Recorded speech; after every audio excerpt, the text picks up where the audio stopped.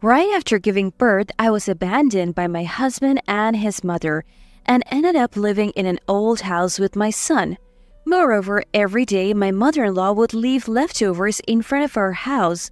When I opened the trash bag, there it was. I am May, 30 years old. I married a man named Jin when I was 25.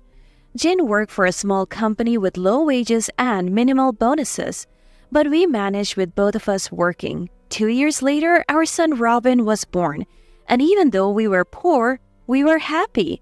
I quit my job to take care of Robin, which made our finances even tighter. Jin started working on road construction after his regular job hours. I was worried about Jin's health. You know, I really appreciate you working for us, but are you okay?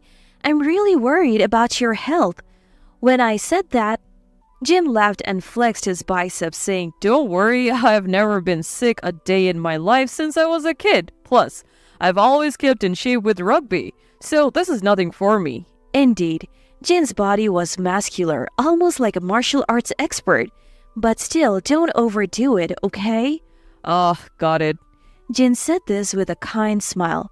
However, the following month, he collapsed at a road construction site due to a stroke caused by overwork and passed away suddenly. My son and I were left clueless beside Jin's body. That's when a man who seemed to be from Jin's company approached me. "Hi, I'm Michael. I've had dealings with your husband's company." He handed me his business card, which had the name of a famous trading company on it. As I put the card in my pocket, Michael said, "It must be tough for you now. How do you plan to get by?" "Well, I haven't had the chance to think about the future yet. My mother will take care of the children for a while, but she can't stay long as my parents live far away and my father already needs care." "That's tough. Well, I have many contacts and can help you and your son." "Thank you, I appreciate it." At that time, still shocked by my husband's sudden departure, I accepted help from a stranger too readily. That was the beginning of our misfortune. The funeral with the help of my in-laws and mother passed somehow, but I was drained. My mother was looking after Robin, but she seemed tired due to her age. "Juria, are you okay?" "I'm fine, but I'm worried about you and Robin," Juria said, tears streaming down her face. I forced a smile not to upset Juria. "It's okay, there are nurseries and staff around here. I'll start working again. There are plenty of single mothers who manage." "I hope so." While we were talking, Michael, who was still around, approached Juria. "You must be May's mother?" Taken aback by a stranger's approach, Juria responded in a small voice, "Thank you for being here today." Then Michael repeated to Juria what he had said to me. "Thank you very much." Just then we heard Robin crying from another room, so I went to comfort him. 2 weeks after the funeral, I finally stopped crying every night and started to settle down. I managed to return to my previous job. Juria had to return to my father soon, so I was looking for a childcare center, but couldn't find any nearby. That's when Michael, returning from work, suddenly visited my house. "May, can we talk over a coffee?" I would love to, but Juria is taking care of Robin, so I can't go out. Please come in." As I invited him, Michael entered. "Have you found a childcare center for Robin?" "No, I'm looking, but it's hard to find." "I have a sister, Maria, who used to work in a childcare center when she was younger. Now she's married and a housewife, unable to have children. I mentioned Robin to her the other day, and she said she would love to take care of him. Plus, her house is near your workplace, which would be convenient." I was relieved to hear Michael's offer, but at the same time, I felt uneasy. Why is Michael so keen on taking care of us? I really appreciate your offer, but why do you want to help us so much? Michael looked a bit troubled when he heard my question. "There's no special reason. It was just hard to see you struggling." I see. I'll discuss it with the Juria once. I decided to call Juria over and discuss Michael's offer of help. "Juria, Maria has offered to take care of Robin. Oh, we couldn't possibly impose on her like that." "Maria is unfortunately unable to have children, but she loves them. My sister is also happy about it." Is that so? Even though Julia was told this by Michael, she seemed unable to simply accept and say yes. Julia, since Michael is offering, I think I'll ask her, and of course, we'll pay her a childcare fee. Well, if that's the case, then I guess it's all right. Don't worry, so I'll bring Maria over the day after tomorrow, Sunday, to meet Robin. Is that okay? Yes, please do. Sunday came and Maria arrived to meet Robin. Robin smiled happily in Maria's arm, and Maria also looked very happy holding him. And so I decided to have Maria take care of Robin while I was at work. The following week, Julia went back to her home and we started leaving Robin at Maria's place. Every morning, I would drop Robin off before work and pick him up after.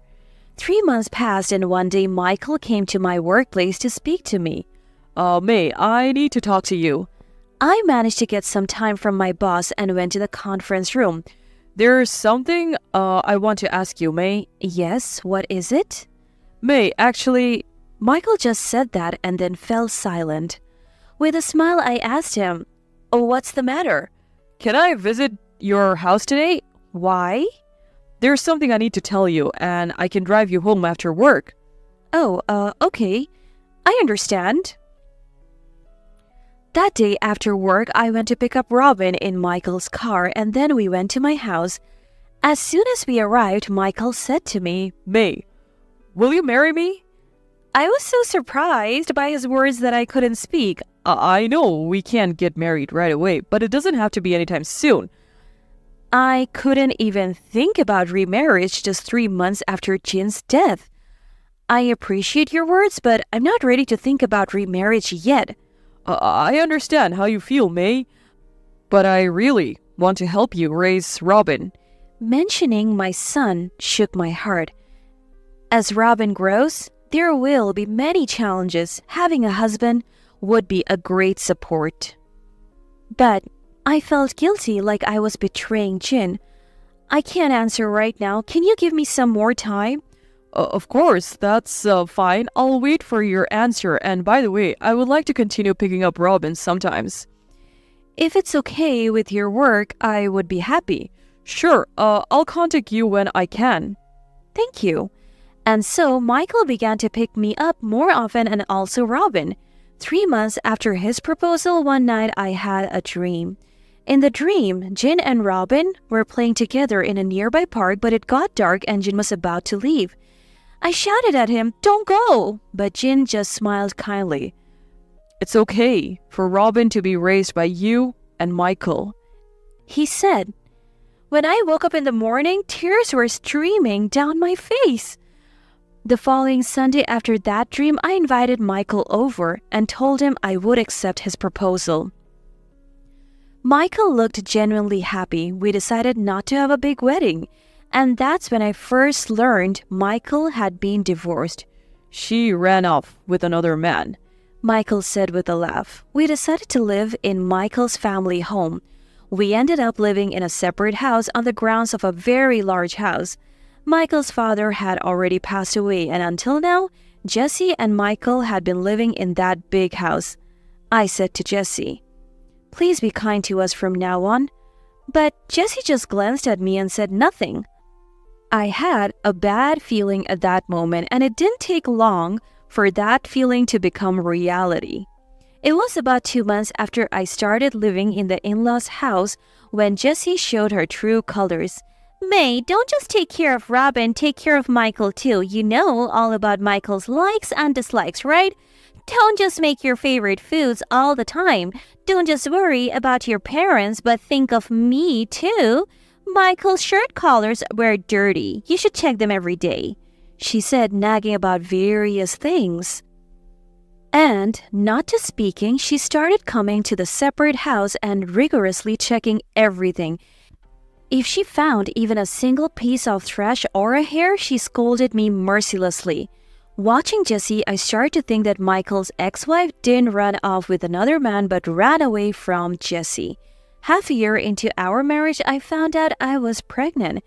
Instead of being happy about my pregnancy, Jessie made a nasty face and said, "Are you sure the child is Michael's and not some other men's?"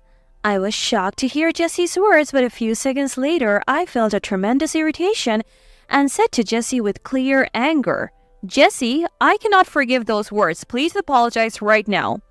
Jesse seemed a bit surprised by my fierce tone but quickly retorted, "What are you talking about? I was just worried about Michael. You are too presumptuous for a wife." I don't think I am being presumptuous. You're the one who suggested that my child with Michael might be another man's. What's the big deal? I was told that every day when I got married. I never talk back like you. Be more aware of your role as a wife. I realized arguing with Jesse was pointless. Is that so? You're saying I lack awareness as a wife? I understand. I'll be more careful from now on.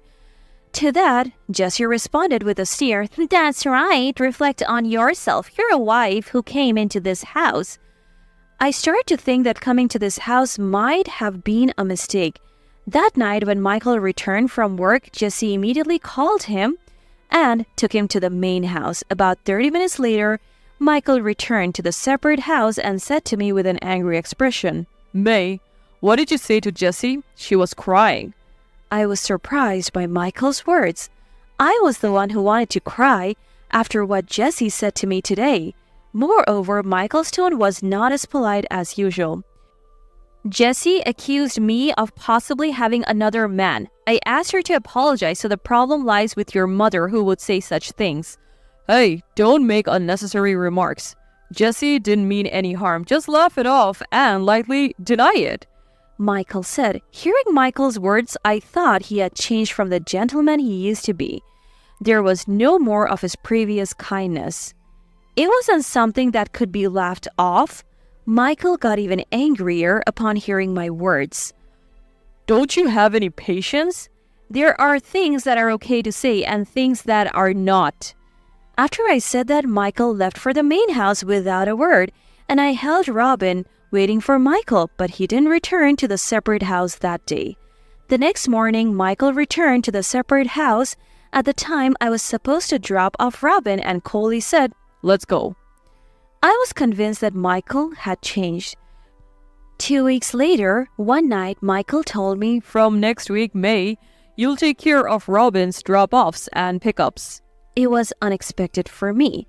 I had a driver's license but was a complete novice and with no confidence in driving Robin to Maria's house.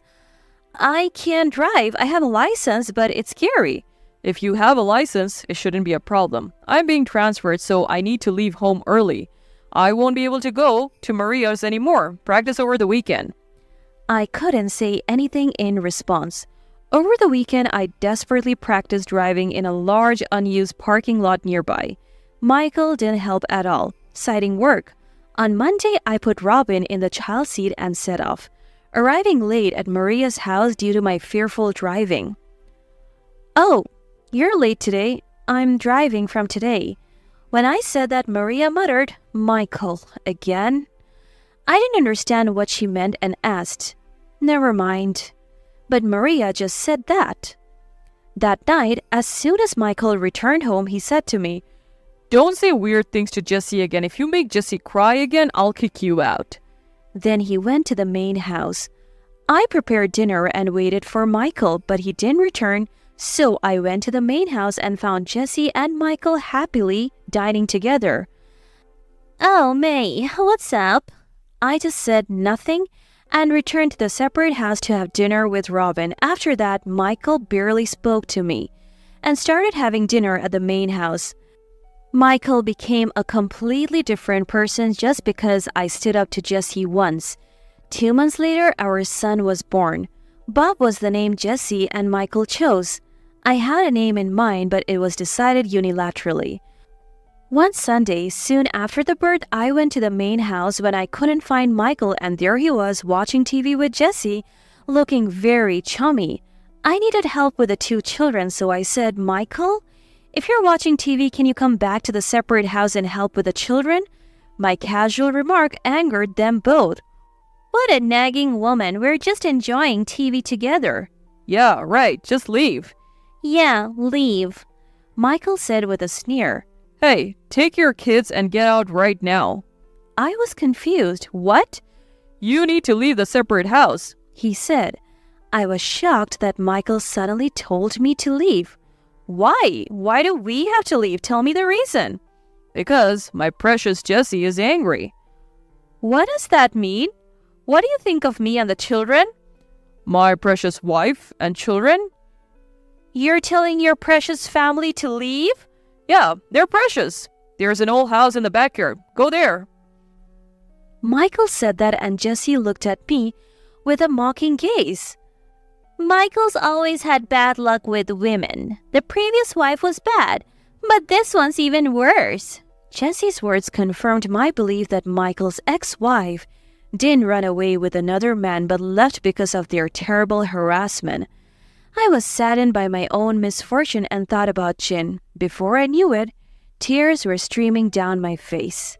Jessie saw this and said, "Oh, looking for sympathy? I'm not fooled by such cheap drama. Now leave." Crying, I stood up, went back to the separate house and took my 2 children to the old house. I'm sorry it's so dirty here, but someday I'll get back at those 2. Just hang in there until then. I said this to my children who couldn't possibly understand, but it seemed like they nodded. From then on, we lived in the old house. I left the children with Maria and went to work every day. One day, Maria said, "You haven't been with Michael lately. What happened?" "I've been driving to your house as instructed." When I said that, Maria looked like she realized something. "Could it be that you're staying in the old house in the backyard?" I was surprised. "How did you know?"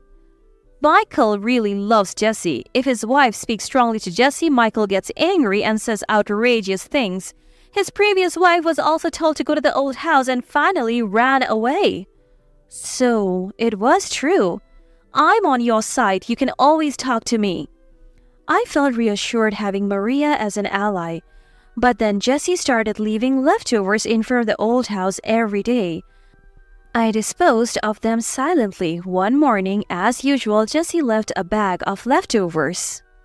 When I picked it up, it was too heavy for leftovers. Inside, I found a paper bag.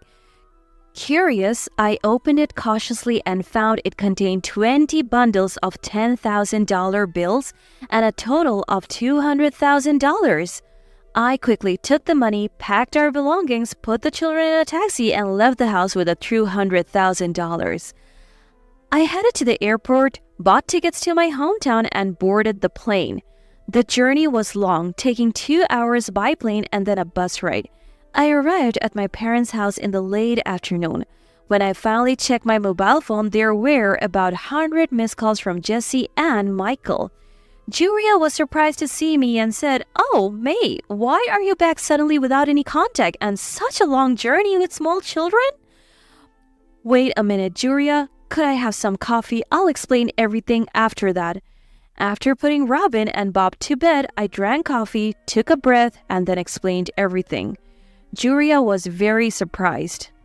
"So you bought that money?" "Yes, this." I showed her the money from my bag. Then I put a $10,000 bundle on the table and a piece of paper was visible among the bills. I pulled it out and it was a document indicating that the money was revenue from Michael's company. Maybe Michael embezzled the money from his company?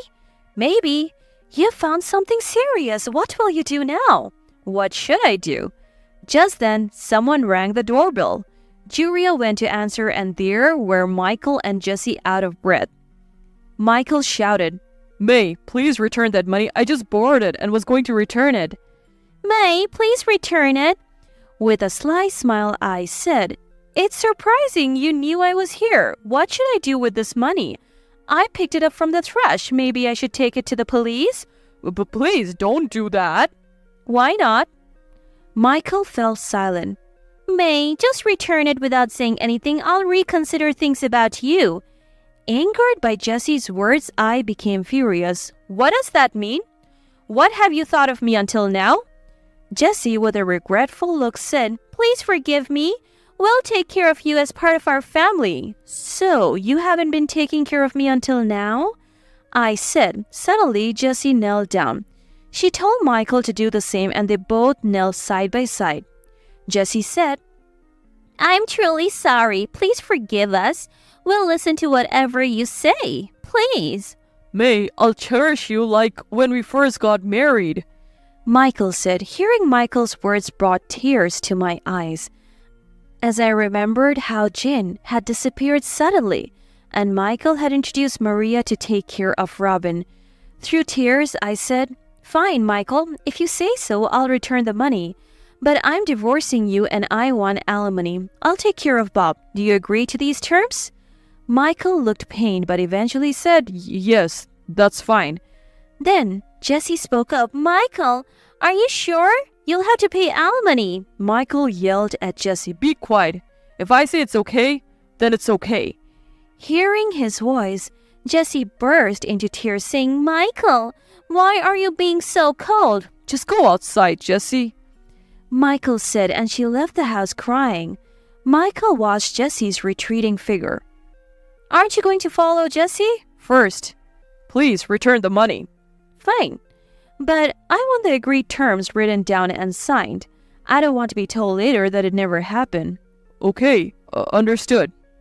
I handed Michael paper and a pen to record our agreement. I was about to hand him the bag with the cash, but then decided against it. I took $20,000 out of the bag and handed the rest to Michael. "I'll keep these $20,000 as per the alimony. If you're not happy, feel free to report me to the police." Michael gritted his teeth in frustration, trying to contain his anger. Fine, but please don't tell anyone about this money. "Okay, but if you start fussing about the alimony, I'll immediately report what you have done to the police." Michael left the house head bowed, without another word. After he left, Julia looked worriedly at me. "Are you okay?"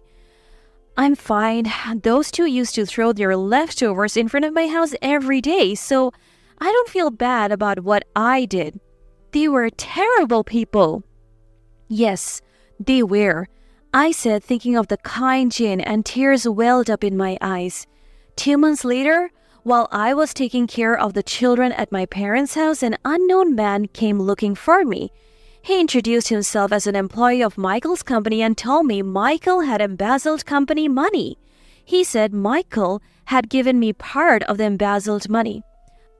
I did receive money, but it was part of my alimony, I explained, showing him the document Michael had written.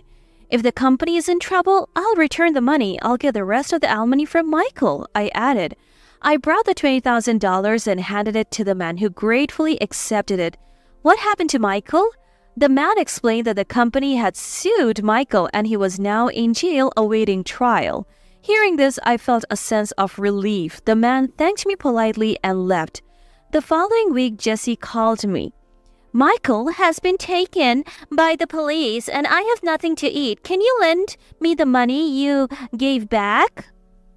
I returned that money to the company representative who visited me. "Even if I had it, I have no reason to lend it to you," I said, and hung up as Jesse was still talking.